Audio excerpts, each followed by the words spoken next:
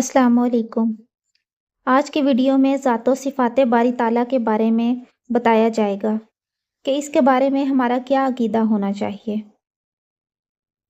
اللہ ایک ہے، اس کا کوئی شریک نہیں، نہ ذات میں، نہ صفات میں، نہ افعال میں، نہ احکام میں اور نہ ہی اسماء میں۔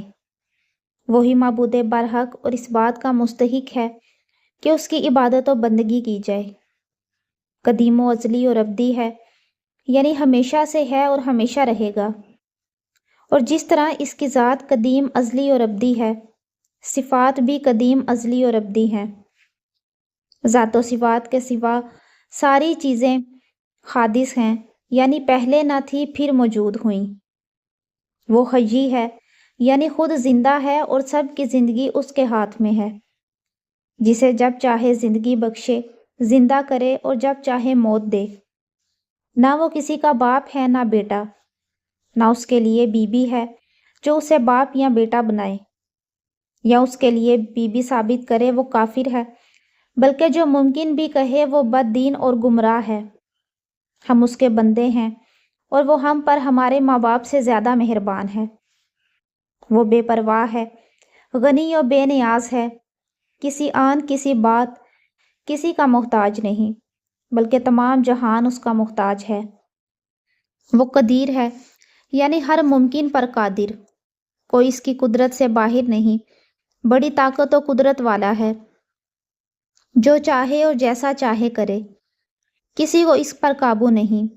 وہی سب کا مالک ہے، کوئی بھی اس کے حکم میں دم نہیں مار سکتا۔ وہ سمیع ہے، ہر پکار والے کی پکار اور آواز سنتا ہے، زمین پر چونٹی کے چلنے کی آہٹ اور مچھر کے پروں کی آواز تک سنتا ہے۔ وہ بصیر ہے، یعنی ہر چیز کو دیکھتا ہے، کوئی چیز اندھیرے میں ہو خواہ اجالے میں، دور ہو یا نزدیک، بڑی ہو یا چھوٹی، اس سے چھپی ہوئی نہیں۔ ہر باریک سے باریک کو کہ خوردبین سے محسوس نہ ہو وہ دیکھتا ہے۔ وہ علیم ہے، یعنی ہر چیز کی اسے خبر ہے، جو کچھ ہو رہا ہے یا ہو چکا ہے یا آئندہ ہونے والا ہے، سب اس کے علم میں ہے۔ ہماری گفتگو، ہماری نیتیں، ہمارے ارادے جو ہمارے سینوں میں پوشیدہ ہیں، چھپے ہوئے ہیں، سب اسے معلوم ہے۔ ایک ذرہ بھی اس سے مخفی و پوشیدہ نہیں۔ سب کو ازل میں جانتا تھا اور اب جانتا ہے اور ابد تک جانے گا۔ اشیاء بدلتی ہیں، اس کا علم نہیں بدلتا۔ دلوں کے خطروں اور وسوسوں سے وہ واقف ہے، غرض اس کے علم کی کوئی انتہا نہیں۔ تمام چیزیں اسی کے ارادہ اور اختیار میں ہیں، جس کو چاہتا ہے وہی چیز ہوتی ہے اور وہ جسے نہ چاہے ہرگز نہیں ہو سکتی۔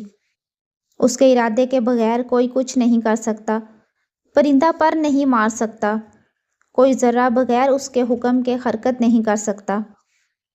جہاں میں جو کچھ ہوتا ہے سب کچھ اس کی مشیت سے ہوتا ہے، کسی کو اس پر قابو نہیں اور نہ ہی کوئی اسے اس کے ارادے سے باز رکھنے والا۔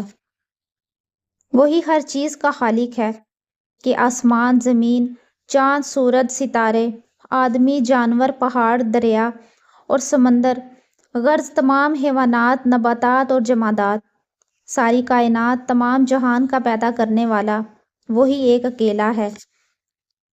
ہمیں اور جو کچھ ہم کرتے ہیں اسی نے پیدا کیا، سوائے اللہ کے اور کوئی کسی چیز کا مالک و خالق نہیں۔ ہر چھوٹی اور بڑی چیز اسی کی مخلوق، اسی کی پیدا کی ہوئی ہے۔ جس چیز کو اللہ پیدا کرنا چاہتا ہے کن کہہ کر پیدا کر دیتا ہے۔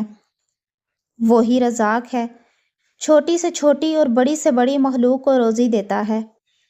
وہی ہر چیز کی پرورش کرتا ہے۔ وہی رب العالمین ہے، وہی حقیقتاً روزی پہنچانے والا ہے۔ ماں باپ، حاکم، بادشاہ، بلکہ فرشتے وغیرہ ہم سب وسیلے اور واسطے ہیں۔ وہ متکلم ہے، یعنی کلام بھی کرتا ہے، مگر اس کا کلام آواز سے پاک ہے۔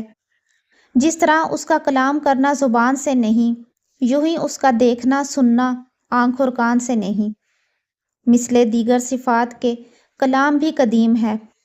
تمام آسمانی کتابیں، صحیفے اور قرآن پاک سب اللہ تعالیٰ کا کلام ہے۔ ہمارا پڑھنا، لکھنا اور یہ یہ آواز حادث و نوپید ہے، مگر جو ہم نے پڑھا لکھا اور سنا اور حفظ کیا وہ قدیم ہے۔ اس کی صفات بھی اس کی شان کے مطابق ہیں۔ ہر وہ کمال کا، ہر خوبی کا جامع ہے، اور ہر عیب و نقصان اور برائی سے پاک ہے، یعنی کسی عیب کسی نقصان کا اس میں ہونا محال ہے، بلکہ جس بات میں نہ کمال ہو نہ نقصان، وہ بھی اس کے لیے محال ہے۔ مثلاً جھوٹ، دغا، خیانت، ظلم، جہل، نادانی اور بے حیائی وغیرہ عیوب اس پر قطعاً محال ہیں۔ اس کو نہ اونگ آئے نہ نیند۔ تمام جہاں کا نگاہ رکھنے والا، نہ تھکے نہ اونگے، اس کی رحمت ٹوٹے ہوئے دلوں کا سہارا ہے۔ اس کے وعدہ وعید بدلتے نہیں۔ اس نے وعدہ فرما لیا کہ کفر کے سوا ہر چھوٹے بڑے گناہ کو جسے چاہے معاف کر دے گا۔ وہ بڑے حلم والا ہے۔ اسی کے لیے بڑائی اور عظمت ہے، مگر اس کی پکڑ بھی بہت سخت ہے، جس سے بے اس کی مرضی کے کوئی چھوٹ نہیں سکتا۔ وہ جو کچھ کرتا ہے یا کرے گا عدل و انصاف ہے، ظلم سے وہ پاک و صاف ہے۔ مخلوق کا نفع و ضر سب اسی کے ہاتھ میں ہے۔ مظلوم کی فریاد کو پہنچتا اور ظالم سے بدلہ لیتا ہے۔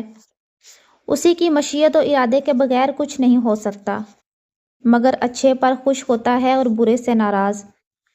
اس کے ہر فعل میں کثیر حکمتیں ہیں، خواہ ہماری سمجھ میں آئیں یا نہ آئیں، اور اس کے فعل کے لیے غرض و غایت نہیں، اور نہ اس کے افعال علت و سبب کے محتاج ہیں۔ اس کی سب باتوں کا خلاصہ یہ ہے کہ جہاں تک عقل پہنچتی ہے وہ خدا نہیں، اور جو خدا ہے اس تک عقل رساں نہیں۔